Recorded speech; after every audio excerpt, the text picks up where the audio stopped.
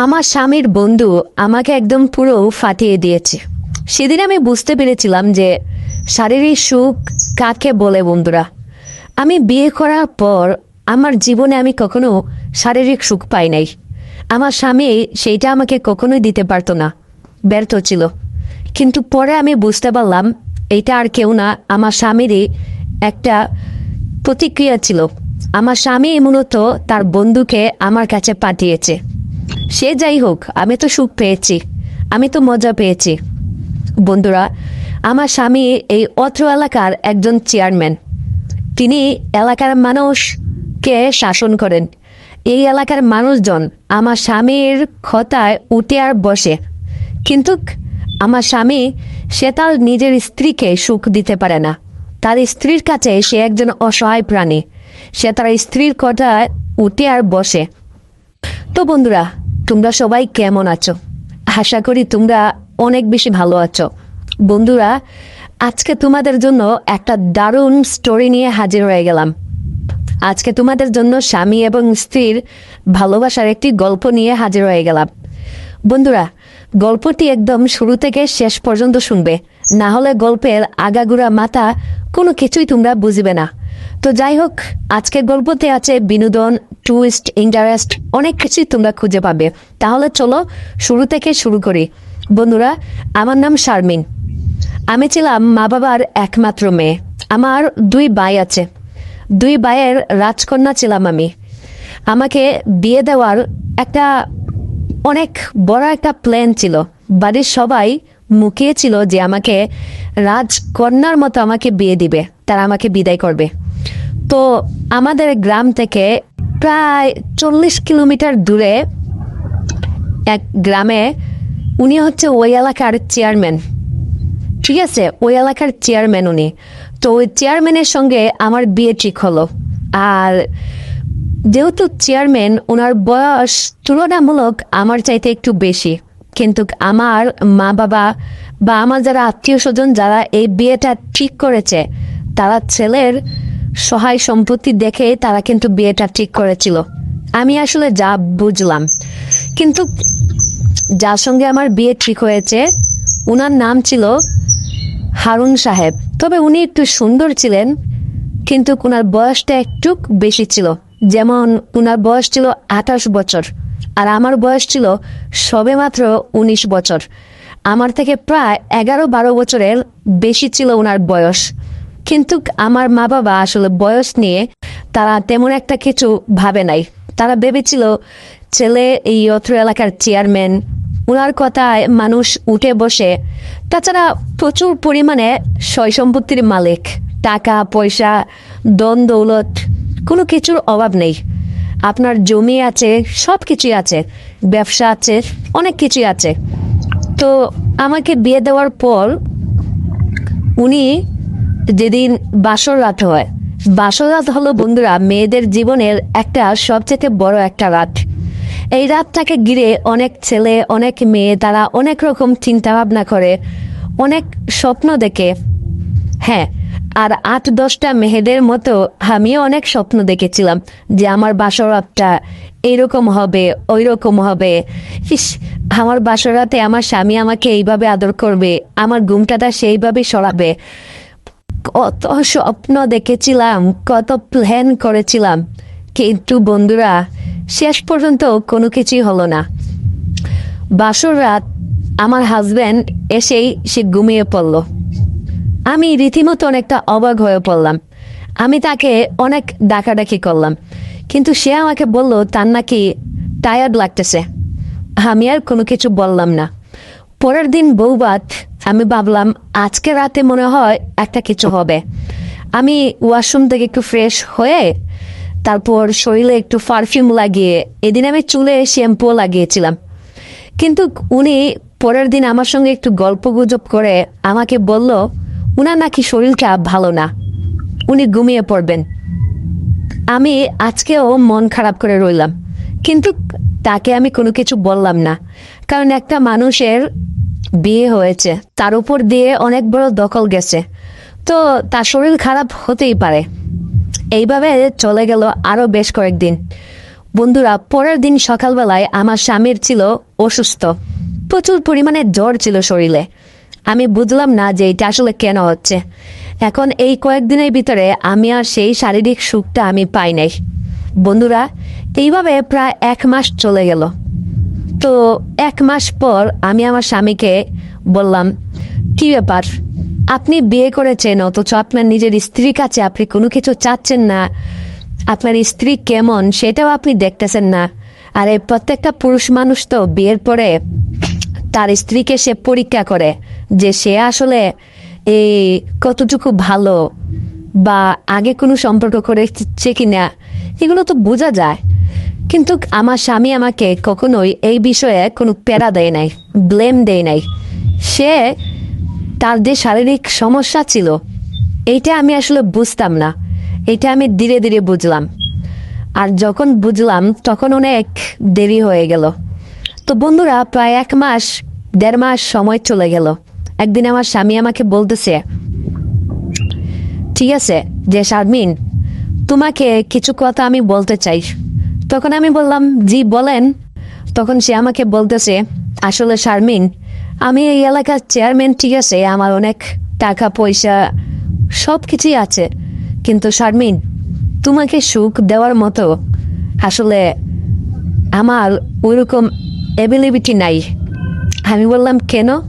তখন সে আমাকে বলতেছে, আসলে আমি চেয়ারম্যান ঠিকই, বুঝছো, কিন্তু আমার এটা একটু সমস্যা। তখন আমি নিজে চেক করলাম, আসলেই তো তার এটা অনেক সমস্যা। সে আমার মতো একটা হট, এরকম একটা রসমলাই মার্কা সুন্দরী নারী পেয়েও তার ওইটা কোনোভাবে হয় না, ঠিক আছে। তো আমি তখন মনে মনে আমার মাথায় আকাশটা ভেঙে পড়লো যে আমি এই কাকে বিয়ে করলাম। আমার মা বাবা কি আমাকে জেনে শুনেই এরকম একটা পরিবারে আমাকে বিয়ে দিল? আমি এখন কি করব? ততদিনে অনেক বেশি দেরি হয়ে গেছে। বিয়ের 1-2 দিনের ভিতরে যদি আমি এই বিষয়টা জানতে পারতাম, তারপরও এটা মানা যেত, আমি একটা ব্যবস্থা করতে পারতাম। কিন্তু এখন তো বন্ধুরা অনেক বেশি দেরি হয়ে গেছে, অনেক লেট হয়ে গেছে। এখন আমি কি করব? আমার কাছে তো কোনো উপায় আমি খুঁজে পাচ্ছি না। তো এইভাবে আর হলো না। কিন্তু প্রতিদিন সে এখন আমার কাছে আসে, আমাকে সে আদর করে, সোহাগ করে, কিন্তু ওই যে একটা নারীর যেটা দরকার, তার তৃপ্তি, আমাকে সেই তৃপ্তিটা দিতে পারে না। এবং বিয়ের এইভাবে প্রায় 1 বছর কেটে গেল।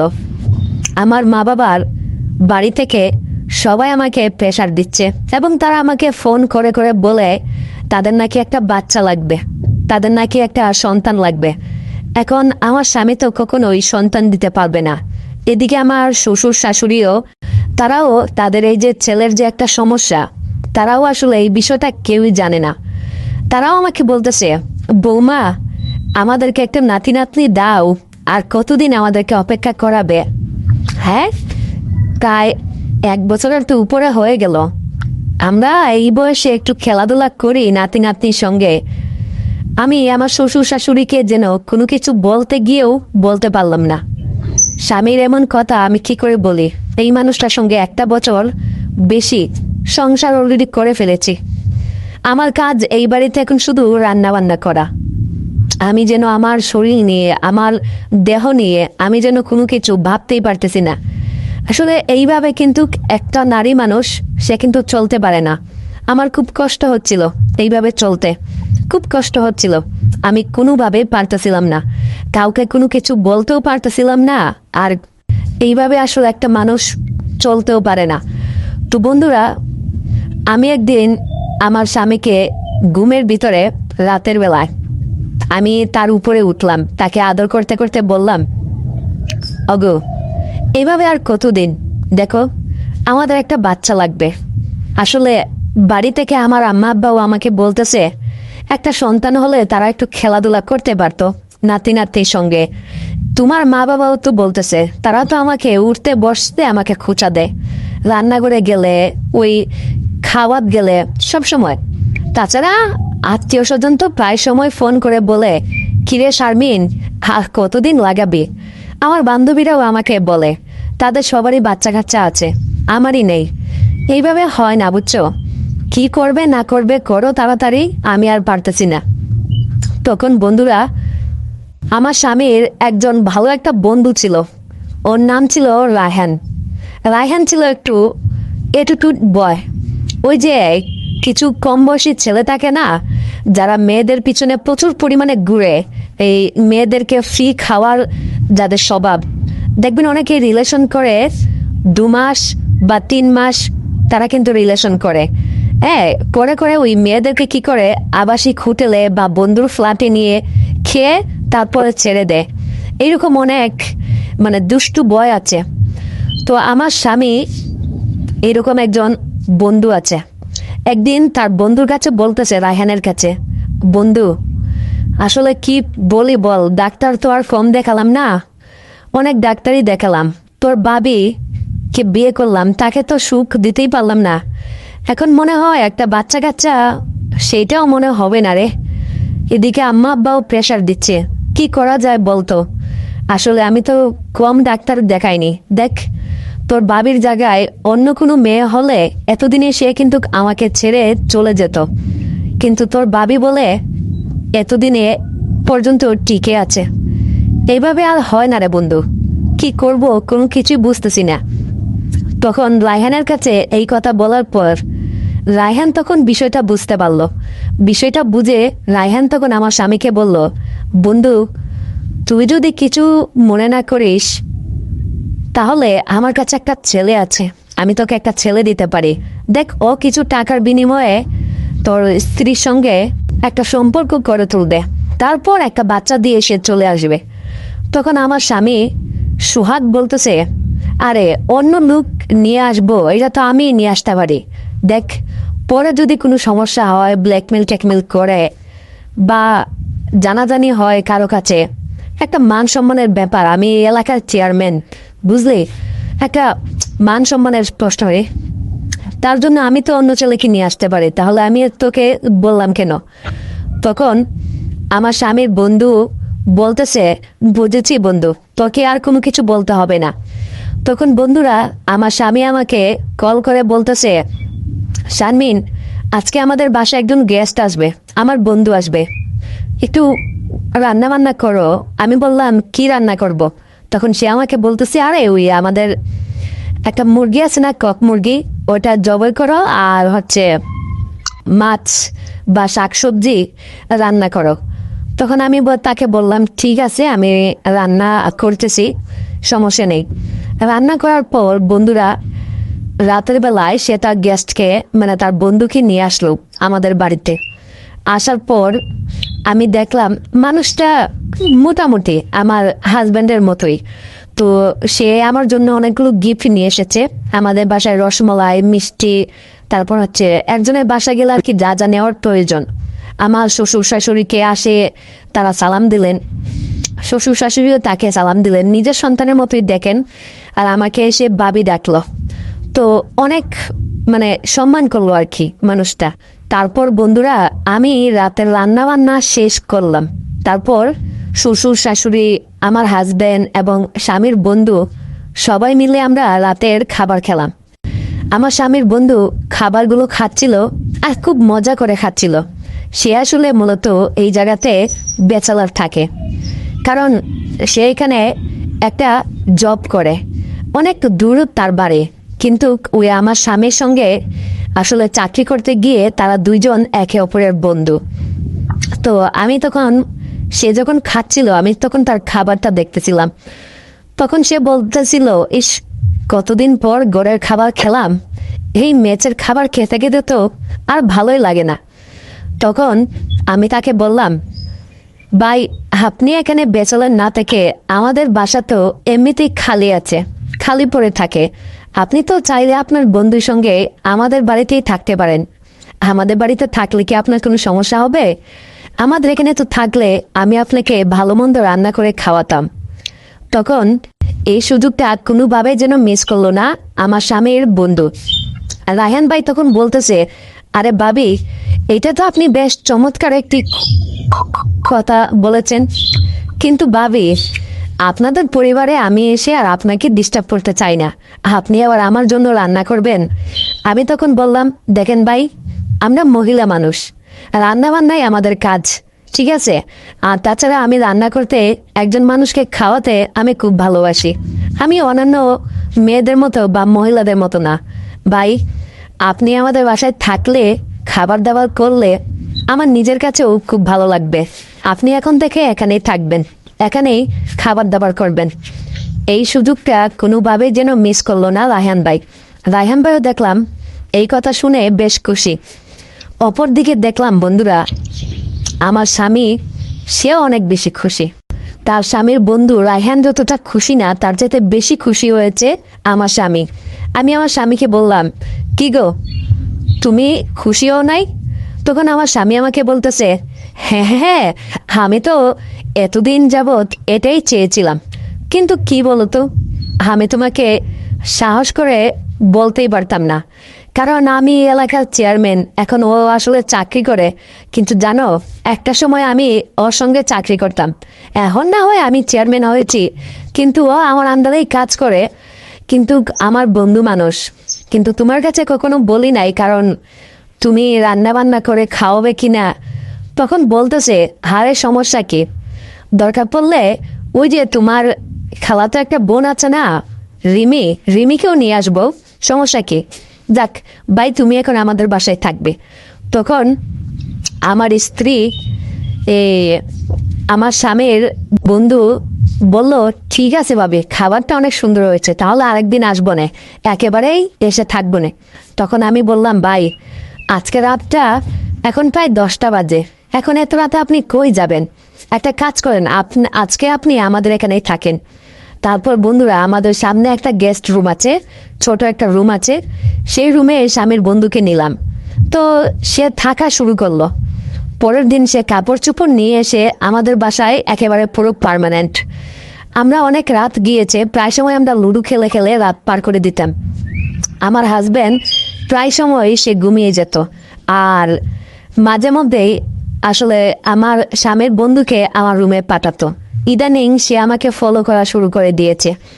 একদিন রায়হান আমাকে পিছন থেকে এসে জড়িয়ে ধরে আমাকে সে আদর করতেছে।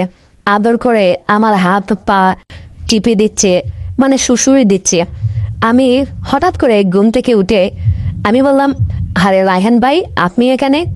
তখন সে বলতেছে, হ্যাঁ ভাবি, আমি এখানে, আজকে আপনাকে একটু মনের মতো সুখ দিব। আমি বললাম, ভাই আপনি এটা কি করতেছেন? আপনি না আমার স্বামীর বন্ধু? দেখেন, আমার স্বামী যদি বিষয়টা জানতে পারে তাহলে কিন্তু খুব খারাপ হবে ভাই। তাছাড়া আমার শ্বশুর শাশুড়ি জানলেও এটা খুব খারাপ হবে ভাই। আমি এই কাজ করতে পারবো না, প্লিজ, আমি এই বাড়ির বউ ভাই, আপনি আমার ইজ্জতটা নষ্ট করেন না। তখন সে যেন আমার কোনো কথাই শুনতেছে না।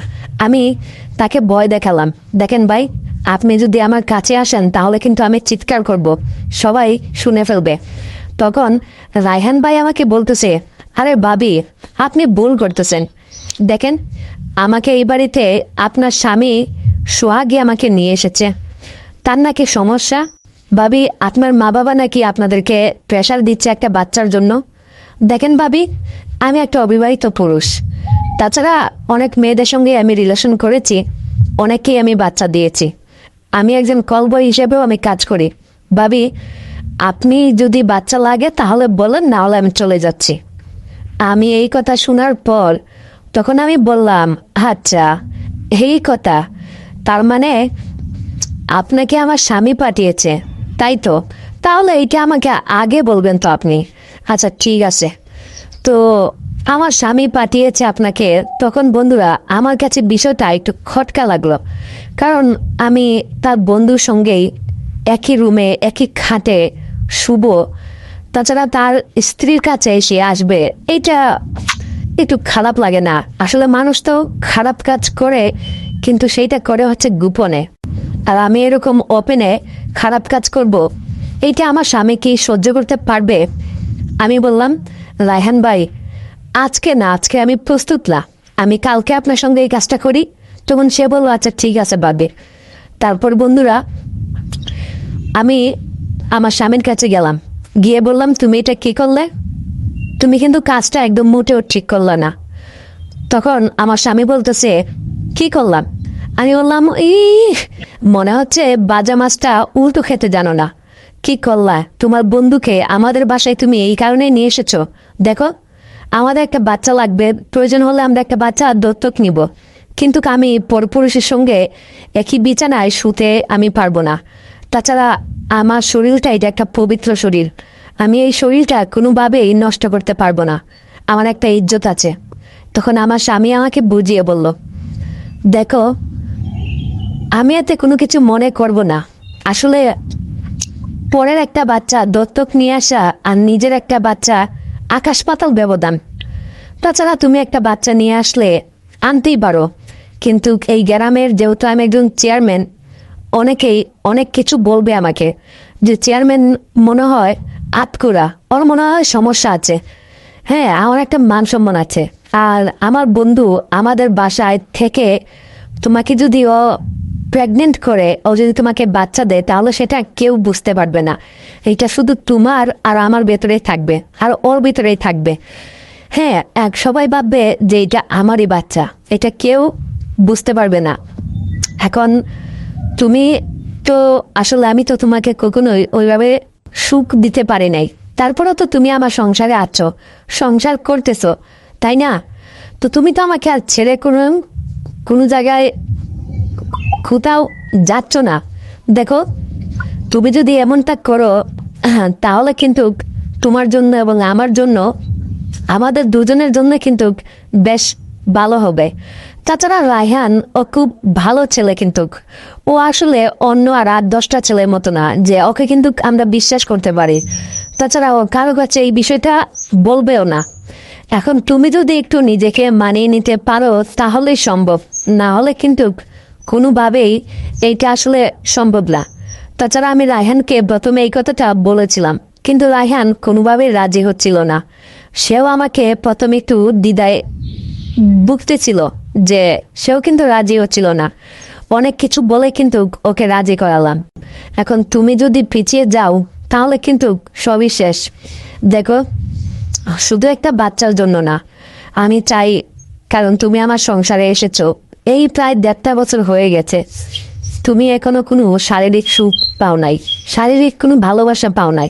দেখো, আমি বুঝি একটা মেয়ে মানুষের কি দরকার, আমি বুঝি। তোমার জায়গায় যদি অন্য কোনো মেয়ে থাকতো, তাহলে কিন্তু এতদিন সে কিন্তু আমাকে ছেড়ে অন্যের হাত ধরে কিন্তু চলে যেত, কিন্তু তুমি কিন্তু এমনটা কখনোই করো নাই। তুমি আমার সংসার করে গেছো, এই জন্য তোমার কাছে আমি অনেক বেশি ঋণী হয়ে গেলাম। এখন তুমি যদি আসলে এই কাজটা না করো তাহলে কিন্তু, হ্যাঁ, আমি কিন্তু খুব রাগ করব। তখন বন্ধুরা, আমি আমার স্বামীর জেদের মুখে আমি রাজি হয়ে গেলাম। আমি তখন বললাম, ঠিক আছে, তুমি যা বলবে, হ্যাঁ, আমি তাই করব। পরের দিন বন্ধুরা, রায়হান আর আমি একই ঘরে ছিলাম। তখন রায়হান আমার কাছে এসে আমাকে বলল, ভাবি, আমি জীবনে অনেক মেয়েদের সঙ্গেই সম্পর্ক তৈরি করেছি, কিন্তু ভাবি, আপনার মতো এত সুন্দরী আর এত গর্জিয়াস মেয়ে আমি কখনোই দেখি নাই। ভাবি, আপনি সত্যি মানে একটা খুব কড়া একটা জিনিস।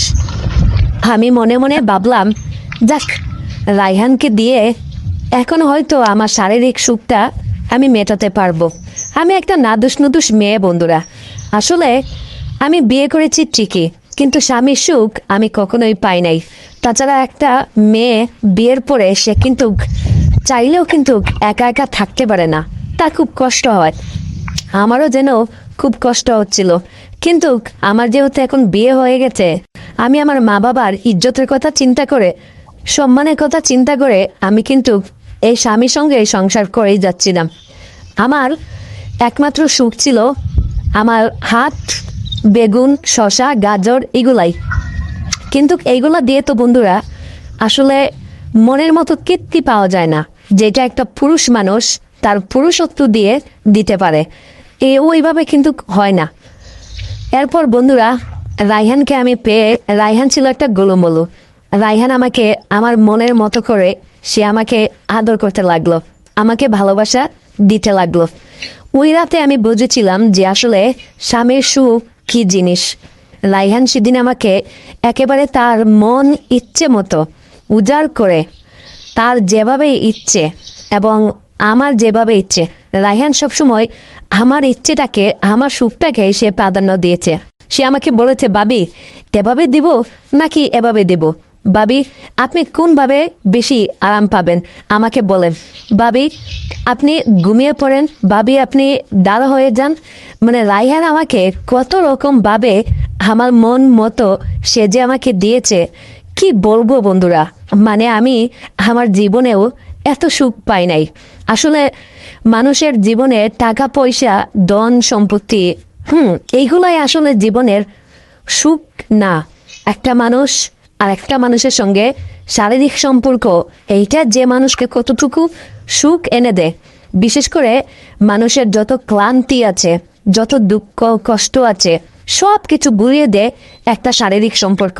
আর আপনি যত শারীরিক সম্পর্ক গড়বেন, যত সুখ পাবেন, আপনার তত মজা। কেন? আপনার ভিতরে যত কষ্ট আছে এবং যত ক্লান্তি আছে, সব কিছু কিন্তু দূর হয়ে যায় এইটা করলে। এবং শরীরে ওই যে মাঝে মাঝে দেখবেন আমাদের শরীর কিন্তু ভারী হয়ে যায়, কিন্তু আপনি এই মিলন করলে আপনার কিন্তু শরীরটা অনেক হালকা লাগে, পাতলা লাগে। তারপর বন্ধুরা, এইভাবে প্রতিদিন রায়হান আমাকে মনের মতো সুখ দিত। এখন আমার জীবনে শুধু সুখ আর শান্তি। তবে আমার স্বামীর কষ্ট হচ্ছে, আমি এটা বুঝতাম। রায়হান যখন প্রতি রাতেই আমার সঙ্গে একই বিছানাতে থাকতো, আমার স্বামী আসলে আলাদা রুমে থাকতো। সে জানালা দিয়ে সব কিছু দেখতো আমি তার সঙ্গে কিভাবে সুখ করতেছি, কিন্তু আমার স্বামী বুকে পাথর বেঁধে সব কিছু সে মেনে নিয়েছে। সত্যি কথা বন্ধুরা, এরকম মানুষ আমি পেয়েছি। আসলে আমি উপরওয়ালার কাছে অনেক কৃতজ্ঞ, কারণ আজকাল তো এরকম মানুষ হয় না। আপনার নিজের স্বামী আপনার বন্ধুর কাছে কি দিবে? সে কখনোই দিবে না, কখনোই দিবে না। কিন্তু আমার স্বামী সেটা করেছে। আমার স্বামী সে বুঝতে পেরেছে যে সে তো আমাকে সুখ দিতে পারতেছে না, তো তার বন্ধুকে দিয়ে সে আমাকে সুখ দিচ্ছে। কিন্তু আমার স্বামী সে জানালা দিয়ে সব কিছু দেখতো, সব কিছু না দেখুক কিছু কিছু জায়গা দেখতো। আর আমি তো সুখে চিৎকার করতাম, কান্না করতাম, হ্যাঁ অনেক বেশি আনন্দ করতাম। আর আমার স্বামী এই সব কিছু সে দেখতো। দেখে দেখে সে নীরবে কান্না করতো বা সে কষ্ট পেত। এবং সকালবেলা আমার স্বামী আমাকে বলতো, শারমিন এখন তুমি খুশি তো? আমি আমার স্বামীকে বললাম, হ্যাঁ এখন আমি খুব বেশি খুশি। তুমি সত্যি অনেক ভালো, তুমি আমার জীবনের সেরা মানুষ। সত্যি তোমার মতো কোনো পুরুষ মানুষ হয় না। নিজের স্ত্রীকে তার বন্ধুর কাছে এইভাবে রাতের পর রাত তুমি দিয়ে রাখতেছো, মানে তোমার মতো এরকম পুরুষ মানুষ আমি আমার জীবনেও দেখি নাই। সত্যি তুমি অনেক ভালো মানুষ। আসলে আমি আমার স্বামীর প্রশংসা করে শেষ করতে পারবো না, তার কৃতজ্ঞ আমি কখনো ভুলতে পারবো না। বন্ধুরা, এইভাবে কিছুদিন যাওয়ার পর আমি বুঝতে পারলাম যে আমি ধীরে ধীরে প্রেগনেন্ট হচ্ছিলাম। আমার পেট এখন আগের চাইতে অনেকটা উঁচু হয়ে গেছে। এদিকে আমার শ্বশুর শাশুড়ি আমার পেটের এমন অবস্থা দেখে তারা তো বেশ খুশি। আমার শ্বশুর শাশুড়ি আমাকে বলতেছে, আরে বৌমা, হ্যাঁ কি ব্যাপার, নাতনি হবে নাকি নাতি হবে? হ্যাঁ আমরা তো খুব আনন্দে আছি। আমি আম্মা আব্বাকে বললাম, নাতনি হোক বা নাতি হোক সবতেই আল্লাহর ইচ্ছা, উপরওয়ালার ইচ্ছা, তাই না? সে যেটা দিবে সেটাই হোক। তখন সবাই, আমার শাশুড়ি বলতেছে আমার একটা নাতি হবে, ওইদিকে আমার শ্বশুর বলতেছে না আমার একটা নাতনি হবে। তারা এই নিয়ে যেন ঝগড়া লেগে গেল। আমাদের পরিবারের তখন সুখ চলে আসলো। সত্যি বন্ধুরা, একটা সন্তান, একটা বাচ্চা গোটা একটা পরিবারকে যেন সুখের ছায়া এনে দিল।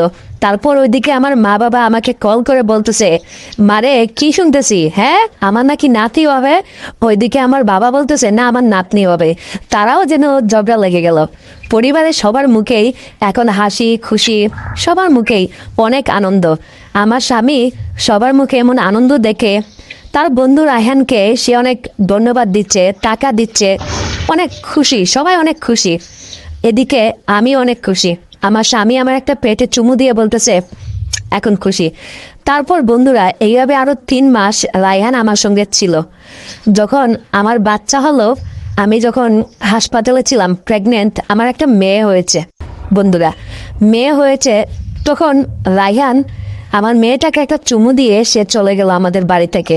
সে বলল তার নাকি অন্য জায়গায় চাকরি ট্রান্সফার হয়ে গেছে। আসলে আমাদের তো একটা বাচ্চা হয়ে গেছে, এখন আর আমাদের রায়হানকে চাই না।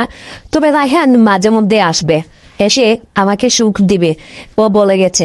আর যেহেতু বাচ্চা হয়ে গেছে, এখন এই 3 মাস বা 6 মাস, যেহেতু আমার এখন একটু আমি অসুস্থ শারীরিকভাবে, কারণ বাচ্চা জন্ম দেওয়ার পর এই সময়টাতে আসলে হবে না। তখন রায়হানও চলে গেল। বাচ্চা হওয়ার পর সবচেয়ে খুশি বেশি হয়েছে আমার স্বামী, শ্বশুর শাশুড়ি, কারণ সে একজন এলাকার চেয়ারম্যান মানুষ, তার একটা বংশ থাকা দরকার। অবশেষে আমার মেয়ে হওয়াতে আমার পরিবারের সবাই অনেক বেশি খুশি হয়েছে। আমি তাদের মুখে হাসি ফুটাতে পেরেছি, এটাতেই আমি ধন্য। বন্ধুরা, আমার মেয়েকে নিয়ে আমার শ্বশুর শাশুড়ি, মা বাবা সবাই যেন মানে আনন্দে বেসে উঠেছে। তো গোটা একটা পরিবার এখন আমাদের আনন্দে হাসি মাখা হচ্ছে। এইভাবে 6 মাস চলে গেল। তারপর বন্ধুরা আবারও সেই রায়হান আসলো, এসে আমাকে বলল, কি ভাবি কেমন আছেন? আমি বললাম এই তো। তারপর বন্ধুরা রায়হান ওই দিন রাতে আমাকে আবার সুখ দিল। তো একটা কথা তোমাদেরকে বলতে চাই বন্ধুরা, এইরকম স্বামী আসলে পাওয়া ভাগ্যের ব্যাপার। যেই স্বামী আপনাকে সুখ দিতে পারবে না, আপনাকে শান্তি দিতে পারবে না, হ্যাঁ, সে যদি জানে, তারপর সে যদি আপনাকে ওইরকম একটা ব্যবস্থা করে দেয়, তাহলে তো আর আমাদের কোনো সমস্যা নাই।